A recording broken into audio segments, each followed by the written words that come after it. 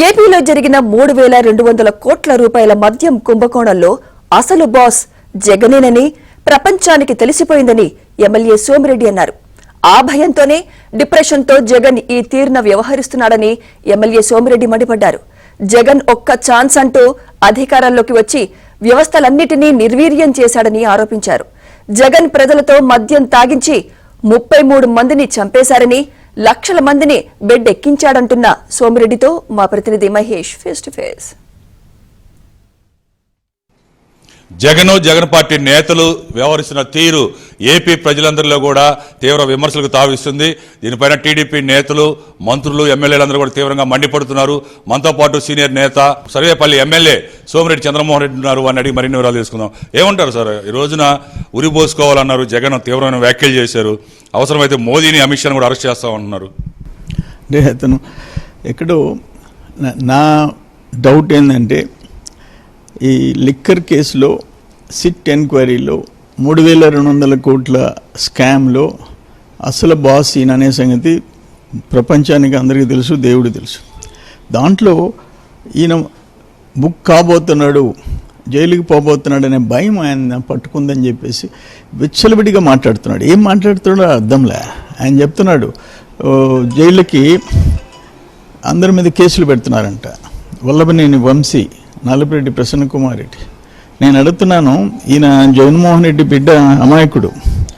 ఆయన చంద్రబాబు నాయుడు జైలుకి పంపించాడు. అచ్చెన్నాయుడు, కొల్లు రవీంద్ర, బీసీ జనార్దన్ రెడ్డి, దూడిపాళ నరేంద్ర, జేసీ ప్రభాకర్ రెడ్డి, జేసీ అస్మిత్ రెడ్డి, బీటెక్ రవీంద్రారెడ్డి, ప్రవీణ్ రెడ్డి, చింతమనేని ప్రభాకర్ రావు, రామచంద్రరావు. ఎంతమందిని పంపించావు జైలుకి? ఏ కారణంతో పంపించావు? బాబు గారి ఇంటి మీదకి ఎట్ట పంపిస్తావు? మా పార్టీ, స్టేట్ పార్టీ ఆఫీస్ని ఎట్ట పగలు కొట్టిస్తావు? నువ్వు బుద్ధిమంతుడివి, మేమంతా అరాచకవాదులమే. చేసిన ఘోరం ఏంటి? అందుకని ఏంటంటే ఆయన ఒక సమ్ సార్ట్ ఆఫ్ డిప్రెషన్లో ఉన్నాడు జగన్మోహన్ రెడ్డి. ఏం మాట్లాడుతున్నాడు అని తెలియదు. ఒక్క మాట చెప్తా. ఏం చెప్తున్నావు నాయన? సినిమా డైలాగులు చెప్తే తప్పే ఉంటున్నావు. సినిమాల్లో విలన్స్ నరికేయండి నా కొడుకునే అని ఆయన ఉండరు. అదే మాట్లాడండి. మీరు పబ్లిక్ మీటింగ్లో మైక్ తీసుకుని అదే మాట్లాడండి, నరికేయమని చెప్పండి. ఇది అన్ఫార్చునేట్. మేము పాలిటిక్స్లో అసలు ఎందుకున్నామాననే మూడ్ వస్తుంది మాకు. దేనికి వచ్చాం పబ్లిక్ లైఫ్లోకి? ఇటువంటి వాళ్ళని చూడాల్సి వస్తుంది. కొంతమంది మేధావులు అంటున్నారు సార్, ఇదంతా కూడా క్రిమినల్ యాటిట్యూడ్, ప్రజల్ని మోసం చేసి గతంలో గద్దెనెక్కారు, అదే విధమైన నేచర్ తోటి మళ్ళీ కూడా గద్దెనెక్కాలని చూస్తున్నారని కొంతమంది మేధావులు, రాజకీయ విశ్లేషకులు చెప్తున్నారు. మీరేమంటారు? అంటే ఆయన మాట్లాడే మాటలు, ఇప్పుడు ఏదైనా మంచి చేసిన దాన్ని మంచి అనాలి. ఎక్కడన్నా పొరపాట్లు ఉంటే ప్రతిపక్షం విమర్శించటం క్వైట్ కామన్. బట్ నీకు అసలు కూటమి ప్రభుత్వం చేసిన మంచి కనపడటంలా. 19 వరకు 14, 19 మీరు చేసిన పనులేంటి? ఎన్ఆర్ఈ చేసిన పనులు ఆపేసేస్తావు, ఇరిగేషన్ బిల్స్ ఆపేస్తావు. నువ్వు వచ్చిన తర్వాత ఏం చేసావు? టోటల్ ఇరిగేషన్ డీసిల్టింగ్ దగ్గర నుంచి అన్నీ టోటల్గా ఆపేసేసావు. రైతుల్ని ముంచేసేసావు. ఒక్క ఛాన్స్ అని చెప్పేసి చెలరేగిపోయినావు నువ్వు అధికారంలోకి వచ్చావు కాబట్టి. ఇటువంటి అన్నీ ఫస్ట్ టైం పొలిటికల్ హిస్టరీలో ఏ స్టేట్లో అయినా ఇటువంటి జరగలే. ఇటువంటి నాయకుడిని చూడలే.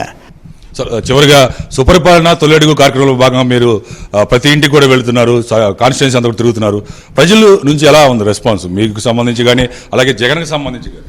ఒకటి, వాళ్ళకి ఈ రౌడిజం ఫుల్ స్టాప్ పడింది. ఎవరు బతుకులు వాళ్ళు బతుకుతున్నారు. 2, ఈరోజు తల్లికి వందనం. 2, 3 బిడ్డలు ఉంటే పడింది. వాళ్ళందరూ చాలా సంతోషంగా ఉన్నారు. తొలిడుగు సుపరిపాలనలో గ్రామస్తులు చాలా సంతోషంగా ఉంటాయి. కొన్ని సమస్యలు మిగిలిపోయినవి కొన్ని ఉంటాయి. ఇంకా రికార్డులు మార్చాల్సిన, వాళ్ళు చేసిన పాపాలు రెక్టిఫై చేయాల్సిన బాధ్యత మా మీద ఉంది. చేసుకుంటూ పోతున్నాం. మొత్తం మీద చూస్తే జగన్కి మద్యం కుంభకోణం కేసు భయం పట్టుకుందని, అందువల్ల ఇలాగ వ్యవహరిస్తున్నారని, ఆయన సీఎంగా ఉన్నప్పుడు వ్యవస్థలన్నింటినీ కూడా విధ్వంసం చేసి అప్రజాస్వామిక పాలన సాగించారని సోమిరెడ్డి చంద్రమోహన్ రెడ్డి చెప్తున్నారు. వీడియో జర్నలిస్ట్ షాహిద్ కుమార్తో మహేష్ బాబు,